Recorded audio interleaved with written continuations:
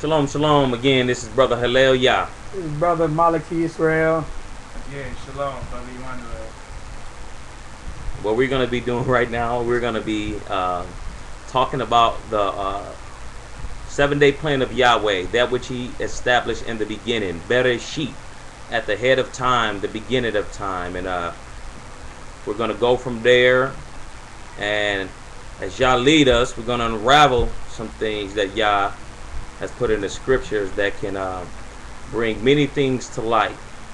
So we'll begin again at Genesis 1 and 1. 1 and 1. All right. All Get right. our Bibles, get our scriptures, rather, and Torah. going to turn to Bereshit. In the Hebrew, it's called Bereshit, which means in the beginning. Chapter 1. We want to start there.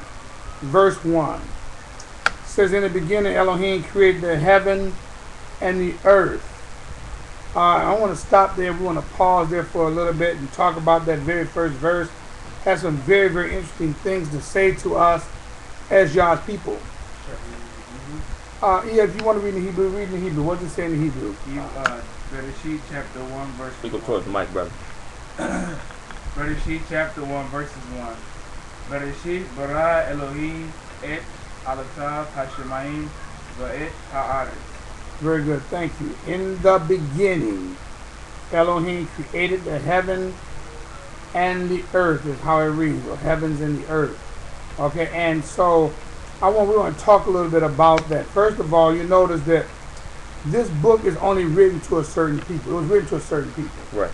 Okay, we know later on as we begin to study the Torah that Yah called Moshe as his prophet to be a deliverer to the children of Israel, to bring them out of Egypt, the land of bondage, Right. captivity. And Yah revealed these truths to Moshe. I believe it was on Mount Sinai where he received the revelation of the Torah. And since no one alive, currently alive today, was there when the heaven and earth was formed, that means that only one person can speak and give us the record of the beginning of days. Right. And that would have to be the person who was there. Right. And the only person I know that was there from the beginning is Yah himself. So everything else is just theory. That's all it is. People ideas, their own ideas or suggestions or whatever in terms of what they believe how the heaven and earth were formed. But we understand the scriptures in Genesis chapter 1, Yah speaking, it says, in the beginning Elohim created heaven and earth. Now first of all, we know that Elohim lives in eternity. Let's go for a minute to Isaiah 57:15. And it's gonna share this very truth with us. You said Isaiah what? Isaiah chapter 57 verse 15. Look what it says here. Yeshayahu. Yeshayahu, Isaiah 57:15. Yeshayahu. Yah saves. It says, for thus says the high and lofty one, the inhabited eternity, whose name is Kodesh, or set apart. I dwell in the high and set apart place, with him also that is of a contrite and humble spirit, to revive the spirit of Ruach of the humble, and to revive the heart of the contrite ones. So right here it tells us that Yah inhabits eternity. Now this is important because in Genesis 1 it says in the beginning. Right. So when Yah allowed this to be penned by Moshe, if there's a beginning, we must understand there also is going to be an end.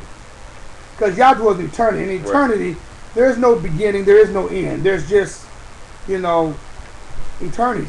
But there's end. It's safe to say then that there's an end to this time capsule in which we live in. Exactly. What we find in chapter 1, verse 1 of Genesis is that Yah just created time. That's what he just created time. In the beginning. Okay? Elohim created the heaven and earth. Now, in saying that... I'm sorry. When you say he created time, you mean when you had in the beginning, where it is written, all of a sudden, a point end time is established, or a point in eternity is established. Yeah, there's a time. Yeah, Yah just created time. Okay. Okay, a beginning. He's working. There's a plan that Yah is putting in motion. Okay. Okay, and so he began. Okay, he's beginning something. Okay. And right. what he the scripture records here that that he created the heaven and the earth. Okay. Now there's a reason why he created the heaven and the earth. That's the point I'm trying to get at. Okay. There's a reason why Yah created the heaven and the earth. Okay. And he did this again in the beginning. Now before he did this, there was eternity. Right. Where Yah dwelled. Right. That secret place that you and I, let's be honest, have no clue. Nope. Except for what Yah revealed to us. Okay? Right. So the first thing is he created heaven and earth. Now it says Elohim did this. So scripture is written to a certain people, his people, the children of Israel. Okay? And he's established that he created heaven and earth. Elohim did. Right. Now if you don't believe that first statement, you might as well close the book. Close the book. It doesn't make any, there's no point. What's the point of reading it? Okay? Scripture says, in the beginning, Yah, or Elohim, excuse me, created. So, for me, that settles all other theories. I don't believe in evolution, Big Bang theories, or any other type of theory man's out. What's that? Atheism. Atheism, Big Okay. Bang, Big Blah, Big. Whatever. Okay? Right. In the beginning. So, because I believe that Elohim, then that means I believe everything else is written in this book Right. concerning what Elohim has said. Right. All right. Now, it says created the heavens and the earth. Now, in the Hebrew, it's something very interesting in Hebrew. Yeah. If you actually look at this in the Hebrew, it reads again, it says Bereshit bara Elohim et, what's that? Hashemayim va et haaretz. Okay. Now, all those words we just stated or just read in Hebrew, there is a meaning behind each word, except for one. There's one word. All the words were translated except for one, the word et, but after the word Elohim. And the two letters, the Hebrew letters that they use, is the letter Aleph and the letter Tav. You get the word et. Aleph and the Tav. Aleph and Tav. Right. Okay. This is very important, and I think that we're gonna try to explain what we believe this means. Okay, from revealed in Scripture. Now, you know, those there have been a lot of people who have in the past pretty much stumbled over the translation of this et. What is this Aleph Tav? Who or what is this Aleph Tav? Right. Okay, because we know the Scripture records there's no idle word in the Scriptures. Right. Every word that Yah has said, okay, is important. There's nothing idle. He didn't just use a word just to fill in the blanks, if you will, to fill up some space. Right. So our forefathers knew that Aleph Tav, this Aleph Tav, the two letters et, is very important.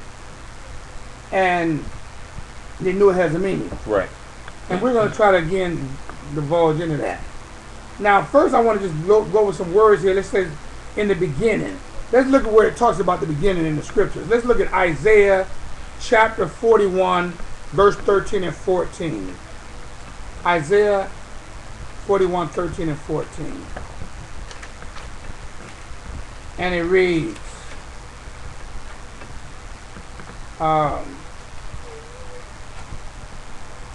Isaiah 41, 13, 14. You got to read it, please. 41 where? 13 and 14. For I, Yahweh your Elohim, am holding your right hand, saying to you, do not fear, I shall help you. Do not fear, you worm Yaakov, you men of Yisrael. I shall help you, declares Yahweh, your Redeemer, the set apart one of Yisrael. See, I will make you into a new threshing sledge with sharp teeth.